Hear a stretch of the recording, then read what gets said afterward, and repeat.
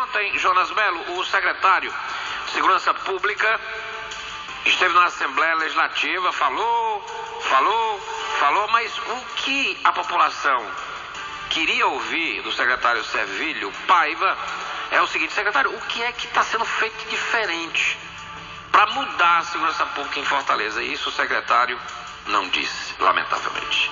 7h11, bom dia para você, Jonas Melo. Notícias da Assembleia. Jonas Melo. Bom dia a você, Renato. Bom dia aos milhares de ouvintes que estão engarrafados nesse trânsito terrível a caminho do trabalho na capital Fortaleza. Hoje, quinta-feira, 24 de outubro de 2013. Já 6 oradores inscritos para os 90 minutos do primeiro expediente aqui da Assembleia Legislativa no Palácio Adalto Bezerra. O primeiro é o deputado Vanderlei Pedrosa. O segundo é a deputada Eliane Novaes, do PSB. A terceira é a deputada Miriam Sobreira, do PROS. O quarto orador é o deputado Agostinho Moreira, do Partido Verde. O quinto orador é o segundo vice-líder do governo aqui na casa, deputado Júlio César Filho, do PTN. E o sexto orador é o deputado líder do governo, José Sato Nogueira, ligado ao PROS. E no segundo expediente só consta um orador, que é a deputada Raquel Marques, do PT. Olha, a Assembleia Legislativa do Estado do Ceará, o Renato, vai iniciar ainda este ano uma campanha de combate ao uso de drogas. A iniciativa foi anunciada pelo presidente da Casa, deputado José Albuquerque, durante a coletiva de imprensa ontem, após a exposição do secretário da Segurança Pública e Defesa Social do Estado, Servilho Paiva. A campanha será lançada hoje, na sessão plenária. O primeiro passo será um seminário reunindo secretarias de governo, Federação das Indústrias do Estado do Ceará, Federação do Comércio de Bens, Serviços e Turismo do Estado do Ceará, FEComércio e outras instituições estaduais. O deputado Tim Gomes, que é o primeiro vice-presidente da Assembleia, deverá também lançar aqui na Assembleia um fórum de segurança pública que vai com certeza convidar vários países da América do Sul. Vamos chamar a atenção todos os setores da sociedade civil para juntos discutirmos e apontarmos saídas que possam minimizar o sofrimento de tantas famílias por causa da dependência química, foi o que disse José Albuquerque. Para o parlamentar, um dos principais problemas do Brasil hoje é a epidemia das drogas. A maconha, a cocaína e, sobretudo, o crack invadiram os lares e destrói todos os dias a vida de muitos brasileiros. Um problema que não afeta somente a população mais pobre, mas toda a sociedade, foi o que disse também José Albuquerque. Ele ressaltou que o governo Cid Gomes vem combatendo o problema em todos os âmbitos. Em segurança, por exemplo, Renato, de cada 2 policiais militares da ativa, um foi concursado na gestão de Cid. De cada 12 policiais civis, 10 foram colocados neste governo. Foi o que também destacou o presidente da casa. E muito preocupado com essa questão da droga invadindo os lares do estado do Ceará. O deputado Lula Moraes, do PCdoB, que é autor do projeto que justifica a proposta, afirmando que a região metropolitana de Fortaleza necessita ser atualizada em razão das novas áreas de influência da capital cearense e do complexo industrial e portuário do PECEM. Além disso, Renato, ele ressalta que tais cidades terão acesso a novos recursos federais, constituindo um progresso no desenvolvimento do Estado. A Comissão de Constituição e Justiça manteve a posição pelo fim do voto secreto, que você disse aí no começo do programa, em todas as votações nas casas legislativas do país. As emendas que pediam que o voto continuasse secreto nas indicações de autoridades e vetos presidenciais foram rejeitadas ontem, mas ainda serão examinadas pelo plenário. O repórter Tiago Fragoso está em Brasília e traz detalhes. A proposta de emenda à Constituição já havia sido aprovada pela Comissão de Constituição e Justiça com posição pelo fim do voto secreto em todas as votações. Mas como recebeu emendas no plenário, precisou voltar à comissão. O relator, senador Sérgio Souza, do PMDB do Paraná, manteve o parecer pelo voto aberto em todas as situações.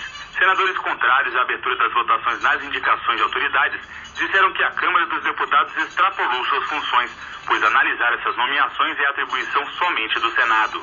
Humberto Costa, do PT de Pernambuco, disse ser a favor do voto aberto, exceto para indicações de autoridades como o Procurador-Geral da República e ministros do Supremo Tribunal Federal, que podem depois promover retaliações a quem votou contra a nomeação. Hoje o Procurador-Geral da República é o cidadão ou a cidadã de maior poder político no país, porque é capaz de destruir uma vida pública de quem quer que seja pelo simples fato de fazer uma denúncia contra alguém, ainda que essa denúncia esteja ou não fundamentada. Da mesma forma, o ministro do Supremo, com o seu voto... Já o senador Antônio Carlos Valadares, do PSB de Sergipe, argumentou contra o voto aberto nas análises de vetos. Muitas vezes o parlamentar vota uma vez contra contra um veto, mas mantém uma boa relação com o Poder Executivo. O presidente do Congresso tem que votar, né? Aí o presidente do Congresso vota contra o veto. Isso pode desencadear uma crise institucional entre o Poder Executivo e o Poder Legislativo. O senador Pedro Taques, do PDT de Mato Grosso, disse que a democracia tem mecanismos para evitar que autoridades promovam perseguição a parlamentares, como o fim antecipado do mandato do Procurador-Geral da República, e que o congressista não deve ter medo de votar contra o governo. Nós estamos há 25 anos na democracia. Será que um deputado federal, um senador da República, eles vão se sentir tolhidos no exercício de sua função porque a votação da derrubada do veto é aberta? Isso é diminuir a importância de um parlamentar. Parlamentar que não aguenta pressão na derrubada do veto tem que ficar em casa. Com a rejeição das emendas, a proposta volta para o plenário para votação em primeiro turno. Da Rádio Senado, Roberto Fragoso. A presidenta da Petrobras... Ô Jonas, Oi, não, Renato. o senador Pedro Taques está certíssimo. Olha, o deputado, senador, que não aguenta pressão, que usa esse tipo de conversa mole para justificar que não pode votar contra o governo, ele quer ser governista. Aí inventa essa desculpa furada. O Heitor Ferrer, por exemplo, por que o Heitor Ferrer assume suas posições? E assume, e tem outros que não assumem. Porque o Heitor Ferrer é o típico de um deputado que cumpre fielmente o papel dele, que foi confiado ao povo fiscalizar. Obedece a Constituição. Agora, o problema é que tem deputado que se elege querendo aderir ao governo, rapaz. É verdade. O governo muda, ele muda.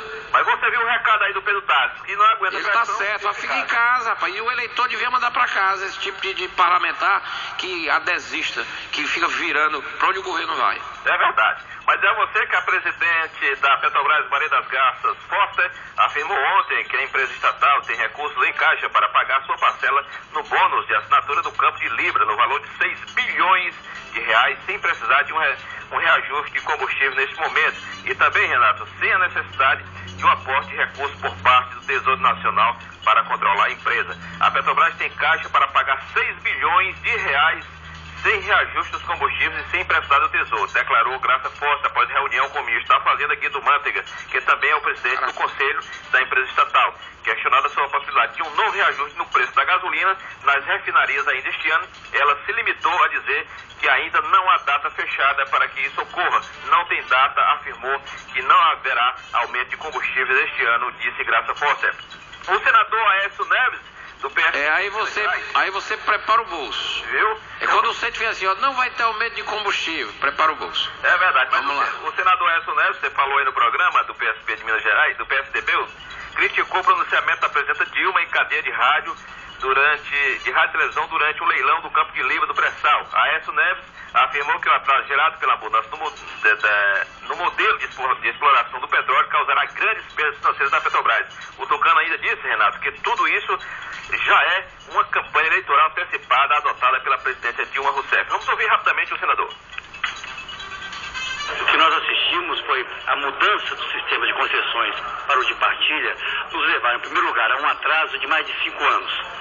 No momento em que a indústria do petróleo investiu mais de 300 bilhões de dólares em todo o mundo e nenhum real veio para o Brasil exatamente pela paralisia do governo.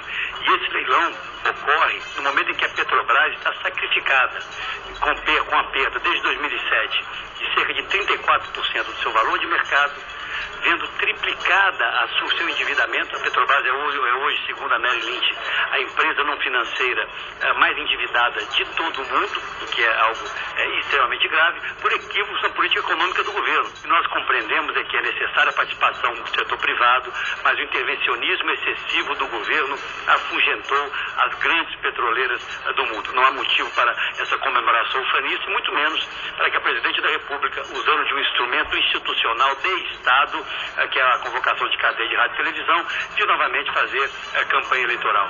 Portanto, essa foi a posição do PSDB e acho que nós devemos rediscutir para os próximos leilões se nós retornamos ou não ao sistema de concessões que vem se mostrando ao longo do tempo, desde a lei do petróleo, a partir de 97, como extremamente eficiente, pois ele permitiu, por exemplo, que na 11ª rodada ocorrida em maio desse ano, houvesse um ágio na largada de cerca de 600%, que não ocorreu nesse sistema de partilha. Os tucanos estão inquietos, porque o ano que vem tem eleição e Dilma poderá ser reeleita. Não se sabe como, mas ela vai com certeza disputar aí o seu segundo mandato. Meu caro João Renato, dizer que Maracanaú obteve uma importante elevação na sua atividade empresarial formal entre 2004 e 2011, conforme o último balanço divulgado pelo Instituto de Pesquisa e Estratégia Econômica do Ceará, o IPES. O número de estabelecimentos empresariais ativos passou de 2.228 para 4.547 neste período, elevação de 104%. Em 7 anos, o número de indústrias em Maracanaú saltou de 430 para 931. Os comércios avançaram de 1.677 para 3.106, enquanto que as empresas de serviços avançaram de 121 para 510, conforme dados do IPES. 3 pescadores estão desaparecidos no mar cearense. Eles foram vítimas de um naufrágio de um barco na madrugada da última quarta-feira, entre as praias do Fortim, Portal de Maceió e Aracati, Canoa Quebrada, no litoral cearense. A tripulação de 6 pescadores, 3 conseguiram escapar e chegaram à terra. O naufrágio se deve aos ventos fortes na área. O último contato com os tripulantes via rádio aconteceu no final da tarde de ontem. Os 3 que escaparam chegaram à praia através de uma jangada que passava no local do naufrágio. Marinha e bombeiros estão na busca pelos outros 3 náufragos que ainda se encontram desaparecidos, foi o que garantiu a Marinha do Brasil. Essas são as informações. Daqui a pouco tem sessão plenária aqui na Assembleia Legislativa e hoje tem reunião da refinaria Prêmio em Quixadá, no Sertão Central, sob o comando de José Albuquerque e todas as autoridades que estão presentes a partir das 16 horas. Sessão plenária logo mais às 9 horas aqui na Assembleia Legislativa, sob o comando da mesa diretora dos 46 parlamentares. Da Assembleia ao vivo, Jonas Melo para o Jornal da Clube.